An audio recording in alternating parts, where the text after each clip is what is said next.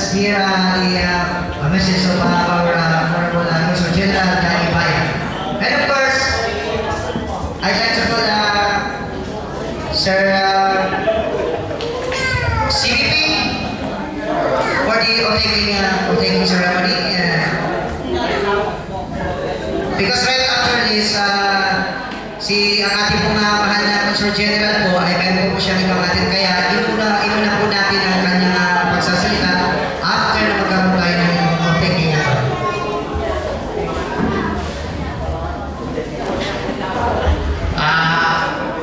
Magandang umaga po, gentlemen and gentlewomen and guardians, friends, ladies and gentlemen. Ngayon po ay papakilala ko ang mga opisyales ng Guardians Philippines International Incorporated GBIF Crime National Legion, Italy. I would like to call the Vice President Admin of National Legion Italy, Mr. Rodolfo FGRF Rocky Casio. I would like to call the Vice President Operation of National Legion Italy, Mr. Dominador, Founder GBF Alpha Valdez.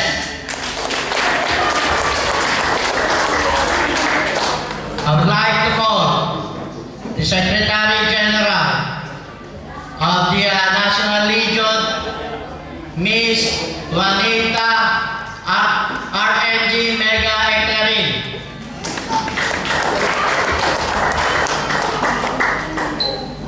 I would like to call the Treasurer of the National Legion, Ms. Antonina RNG Leonestat Casio.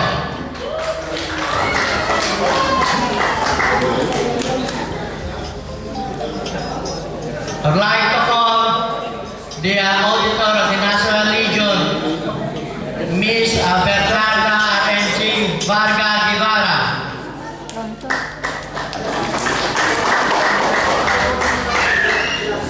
I would like to call our tribute chairman of the National Legion, Mr. Euprosino, Founder RNG Dobuleco, Australia. And I would like to call the subcommittees of the National Legion, the Commissioner of the National Legion, Founder GAF Migo Ariola of Treviso Chapter.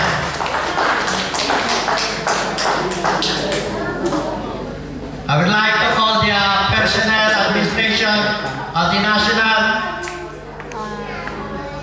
Ms. Josephine N.G. Joe A. Velasco of Treviso Chapter.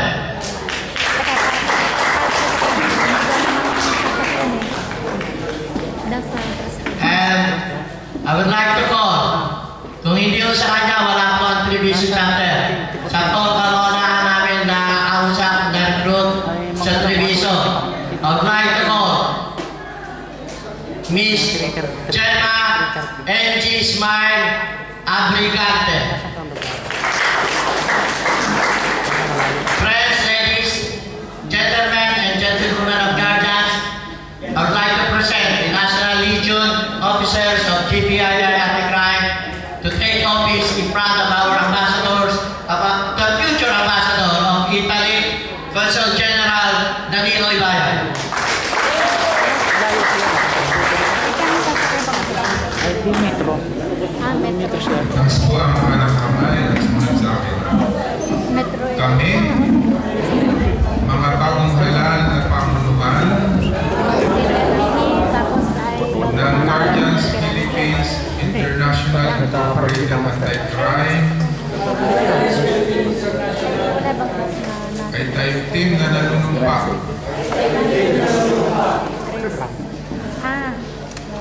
na tutuparin namin na tayong team ang aming mga tungkulin na naayon sa batas at palituntunin ng aming asosasyon. O sige, di ano, pero Pagtatanggol ano, namin kami ay mga activities, kami ang makakapag... karapatan at kapakanan Okay. ng lahat ng mga miyembro. At ipagpapatuloy namin, pananatilihin ang kapayapaan, pagkakaisa,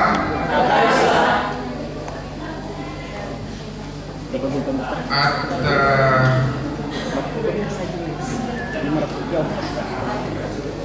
pagkakabuklod-buklod ng lahat ng mga Filipino communities, hindi lang sa Roma, kundi sa buong Italia, para sa pagsulong at pag-unlad ng aming bansang Pilipinas. Kasihan nawa kami ng Diyos. Ibaba na po ako.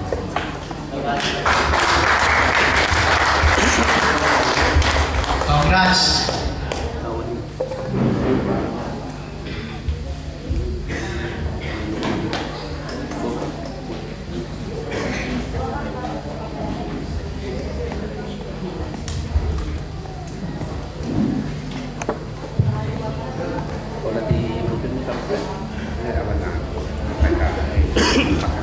Tumingin kami tatawang klase.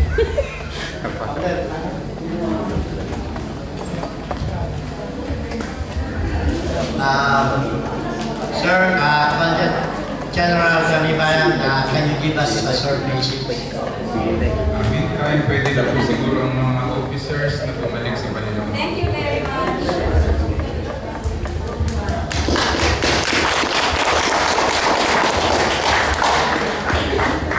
Salamat po sa mga MCs, magandang hapon sa inyong lahat. Magandang hapon sa mga piling kalaunin, hindi ko na babanggitin ng mga pangalan. Binabati ko po ang GPII Anti-Crime sa kanilang pagdaraos ng ikasyam na taong anibersaryo. Lalo na sa kanilang Pangulo na si Ginoong Benji Clarin at sa kanilang dalawang Vice President, si Rodolfo Casio at Dominador Valdez. Yun din sa lahat ng mga officers. Una pong gusto kong sabihin ay ang pasalamatan ng GPII Anti-Crime sa mga tulong na naibigay nila sa ating embahada sa Pilipinas sa Italia nung nandun pa po ako. Kasi ngayon po, mag-umpisa noong April 18, itong taong ito ay kinuha ako ng ating ambassador sa Vatican, kaya po nandun na ako sa ating kabilang embassy sa Philippine Embassy ng Holy See.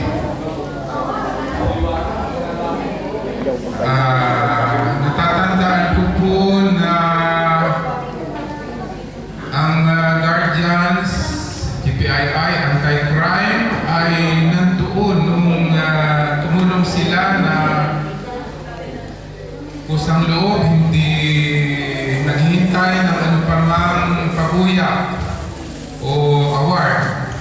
Nandun sila noong nakaraang eleksyon, noong 2010 presidential elections, at bigay po sila ng kanilang serbisyo para gwardiyahan at mapangalagaan ang kapayapaan habang nagaganap ang eleksyon at nung bilangan ang mga boto. Nandun rin sila sa yung ating Independence Day at iba pang mahalagang mga okasyon. Tinutulungan po nila ang ating embahada. Kaya sana po ay hindi magsawa ang GPII Anti-Crime sa pagtulong sa ating embahada. Kahit minsan ay katulad na narinig ko, mayroong mga pagkukulang ang ating embahada sa pagbibigay ng serbisyo sa Filipino community sa Italy. Kasi pasensya na po siguro dahil lang yun sa hindi naman nila gustong ganun na mangyari, pero dahil sa dami po ng trabaho kaya minsan mabali po ninyo ang inyong pasensya. Pangalawang gusto kong sabihin ay yung ipaalala sa inyo na nararamdaman nyo, nababasa nyo, napapanood nyo yung hirap ng buhay ngayon dito sa bansa kinaroroonan natin. Kahit sabihin niyo pa, isa sa pinakamayamang bansa ang Italia. Ang mga Italiano ay talaga namang mayaman kumpara sa atin, mga Pilipino. Pero dito po ngayon ay sa Western Europe, dito rin, Western Europe, sa panig ng daigdig na kinaroroonan natin na sinasabing pinakamayamang panig ng mundo. Pero marami pong problema katulad ng Greece na bumagsak na ang ekonomiya, nagkaroon na ng bailout. Hindi lang po yan sa Greece, kundi sa Ireland at sa Portugal. Binigyan na rin po sila ng bailout dahil napakalaki ng utang ng kanilang gobyerno. Ibig po sabihin ng bailout, kung hindi sila pahiramin ng pera, hindi na sila makakabayad sa kanilang pagkautang. Yan po ay napakayayamang bansa sa daigdig. Ang susunod na sinasabi, maaaring makatulad sa tatlong bansang binanggit ko ay ang Spain at ang Italia. Ang Italia po malaki din, napakalaki ng utang ng Italy. Kaya siguro, alam nyo na nagpalit na ng gobyerno, bumagsak na ang gobyerno ni Prime Minister Silvio Berlusconi dahil nga po sa economic crisis dito po sa Italy at napalitan na ni Mario Monti. Ang ibig ko po sabihin ay dahil sa hirap ng buhay ngayon, kailangan po ng mag-impok tayo ng ating pinaghirapang pera dito sa Italy dahil hindi sa habang panahon po tayo ay malakas ang ating katawan, hindi sa habang panahon ay bata tayo, hindi sa habang panahon ay malaki ang ating kinikita. Paano na lang kung biglang may magkasakit, kung hindi man tayo ay ang ating mamamahal sa buhay, saan tayo kukuha ng itutustos sa mga ganyang pagkakataon na may problema. So, kailangan po na save as much as you can. Itago niyo po yung inyong mga pinaghirapang euro para sa ating hindi inaasahang pangangailangan. Kung meron po tayong nakatago ay tahimik po ang ating buhay at masaya ang ating pag-iisip ay mapayapa dahil alam natin na meron tayong susumpitin, meron tayong aasahan sa oras ng pangangailangan. Kaya po reminder ko lang ulit, save your money as much as you can. Mahirap po ang trabaho, mahirap ang buhay ngayon dito sa mayamang bansa na pinaroroonan natin dahil sa kanilang problema. So, kung ano man pong mangyari, meron tayong aasahan na sa ating oras ng pangangailangan. Pangatlo po doon sa gusto kong sabihin sa mga hindi pa nakakaalam. Ito po ay mensahe ng ating Commission on Elections na nag-umpisa noong October 31, pero 2011. Pero actually po nag-umpisa yan noong November 2, 2011 na meron pong registration ng mga Pilipino para sa susunod nating eleksyon sa May 13, 2013. Yan po ay national elections, hindi naman presidential, kundi para makaboto ng bubutuhan natin ay mga senadores at party list representatives. Yan pong registration na yan ay sa loob ng isang taon. Magparehistro po kayo, yung hindi hindi pa nakarehistro o yung hindi nakaboto sa loob ng dalawang pagkakataon, dahil kung hindi kayo nakaboto sa loob ng dalawang elections, ang inyong pong pangalan ay tatanggalin na sa listahan. Kaya kinakailangan magparehistro kayo uli para makaboto kayo. Huwag niyo sayangin ang inyong boto na yung inyong right of suffrage para ma-elect natin yung karapat-dapat ng mga mamumuno sa ating pamahalaan sa susunod na 6 na taon. So, yung po kahit sa malayong lugar kayo, yung mga taga-Treviso, magparehistro po kayo kung hindi nakarehistro. Kasi dito po sa Treviso ba ay hindi ko alam kung yan under jurisdiction ng Philippine Embassy. Pero kung saan magparehistro po kayo, importante yan. Dahil kahit nasa malayo kayong lugar, ang mode of voting po ng Philippine Embassy natin sa Rome ay postal voting. Kaya kahit hindi kayo pumunta ng personal para bumoto sa ating embahada sa Roma, maaaring kayo makaboto kasi darating ang balota sa inyo sa pamamagitan ng posta, ng mail.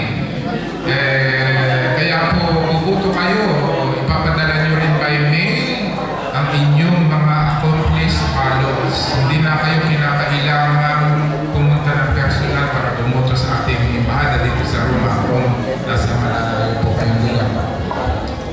At panghuli ay binabati po kayo ng maligayang Pasko at sana ang susunod na taon ay maging matagumpay at masagana sa lahat sa ating mga Pilipino dito sa Italy.